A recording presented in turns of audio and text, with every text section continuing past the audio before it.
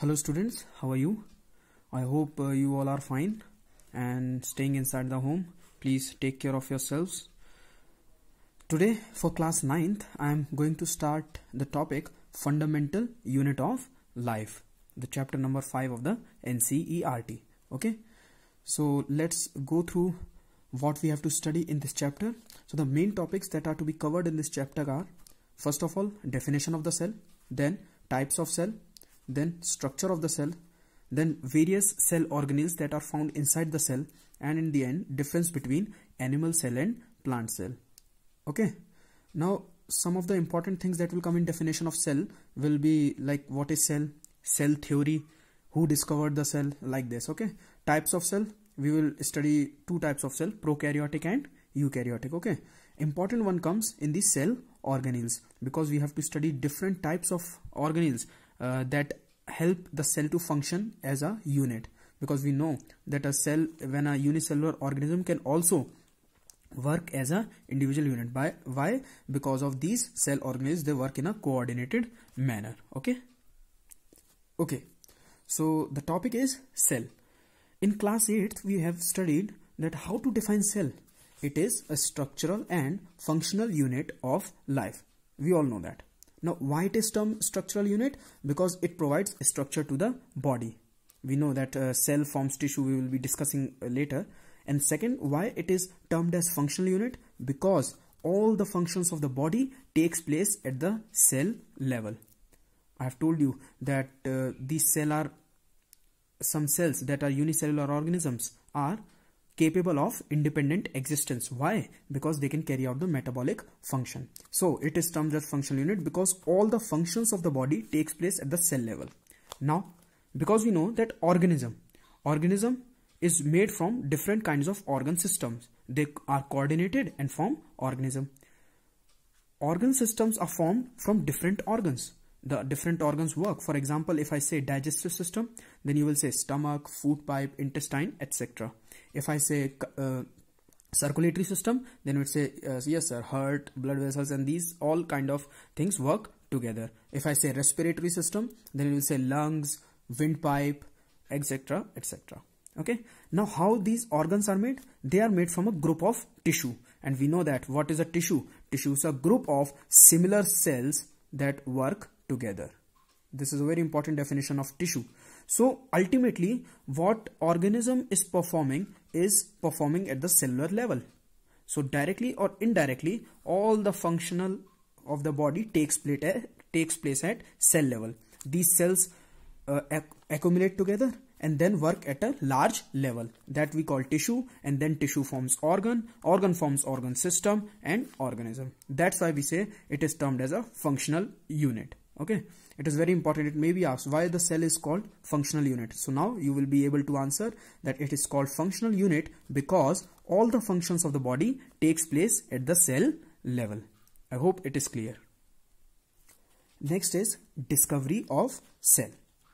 Cell was first discovered by Robert Hooke in year 1665. See students, these data are very important. Some years you have to remember. Okay, so cells were discovered by Robert Hooke in 1665, but these were dead cells. You know, he obtained it from cork. Cork, it is a substance that comes from the bark of the tree. And you know that the bark of the tree is a dead substance. So first cells that were discovered, those were dead cells, and it were discovered by Robert Hooke in 1665. So who discovered the living cell? The first living cell was discovered by A.V. Leeuwenhoek in year 1674. Okay, living cell was discovered by A.V. Leeuwenhoek in year 1674. From where did he discover those? In pond water. So that was the first living cell that were discovered.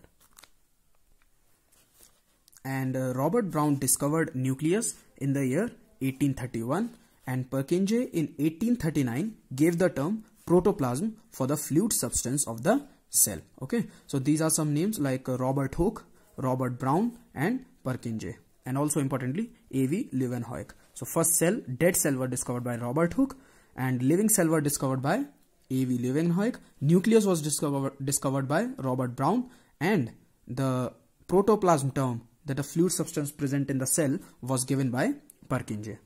Okay. So next important topic is cell theory. Okay.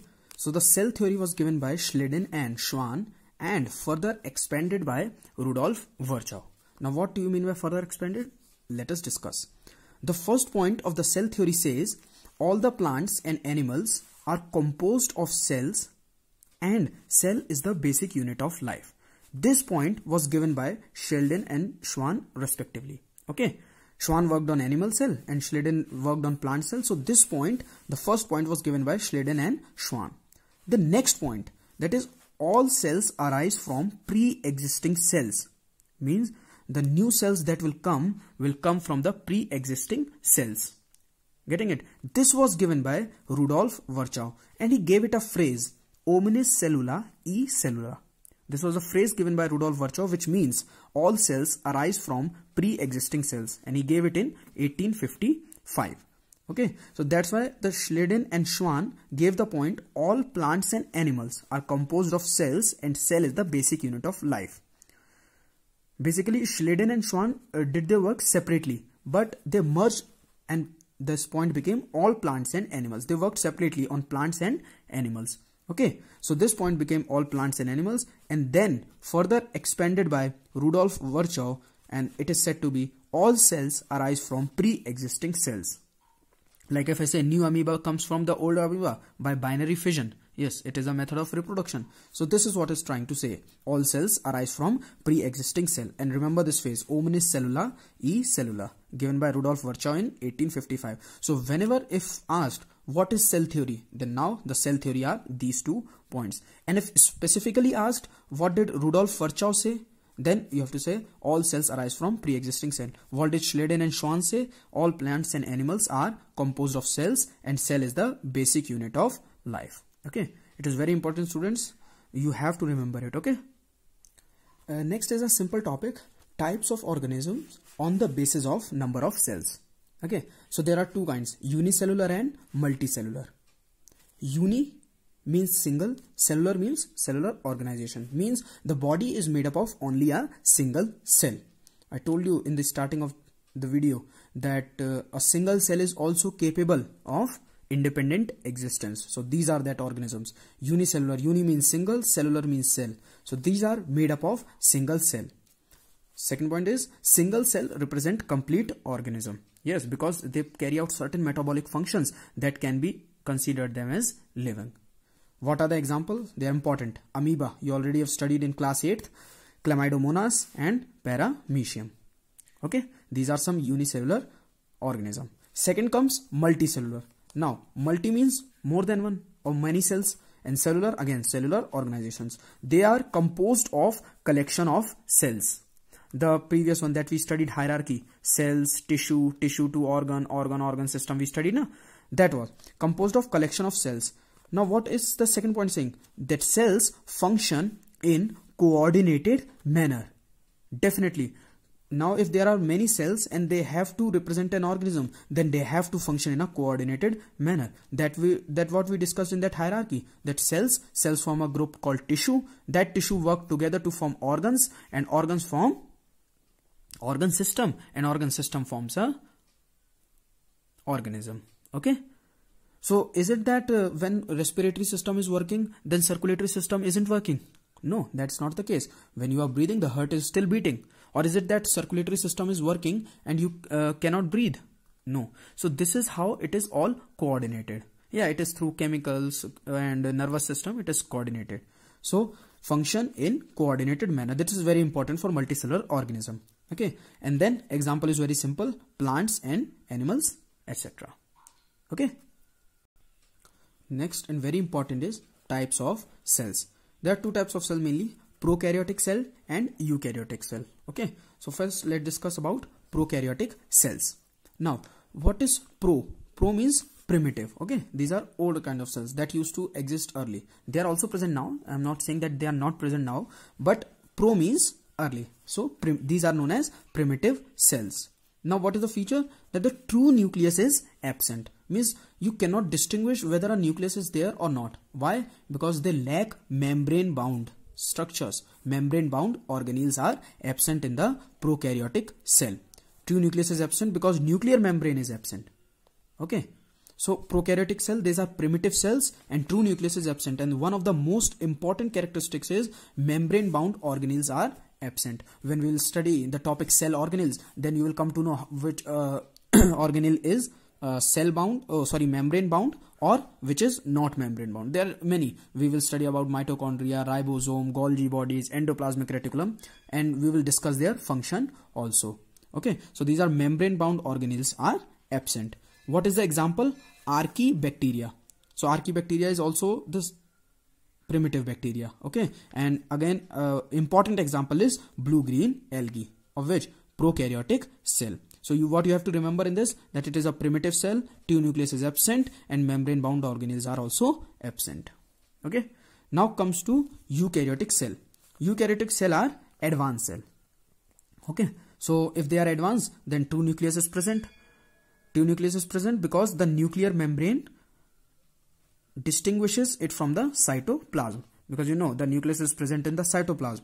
Okay, and membrane bound organelles are present. What are membrane bound organelles? I just discussed some like mitochondria, EAR, like this. When we will discussing it further in cell organelles. Okay, so it is very important, prokaryotic cell and eukaryotic cell. You have to remember the differences. There are 3 points and with example. So you have to remember what is prokaryotic cell, what is eukaryotic cell. Okay. So students, till now what we have discussed what is a cell, why it is termed as structural and functional unit. We have studied the hierarchy, for example, for that cell, tissue, organ system to organism. Then we studied discovery of cells. There were names of few scientists like Robert Hooke, A.V. Leeuwenhoek, Robert Brown. Okay, then we discussed cell theory given by Schleiden and Schwann, further expanded by Rudolf Virchow. And then the points of the cell theory, that all plants and animals are composed of cells and cell is the basic unit of life. Second was all cells arise from pre-existing cells, that is known as omnicellular e-cellula, given by Rudolf Virchow. Okay, then we discussed types of organism on the basis of number of cells, unicellular and multicellular, and finally we discussed type of cells, prokaryotic cells and the eukaryotic cells. Students, remember these examples are very important. Sometimes the question may ask you by giving example that a certain organism is, because you know in 1 marks question or in MCQ it can be asked. You will be given 4 options and they can ask which is prokaryotic or which one is eukaryotic. Okay. So students, in the next video we will be starting structural organization of the cell, that is what is cell composed of, the basic components of the cell. Okay, so keep studying and take care of yourselves. Thank you and have a nice day.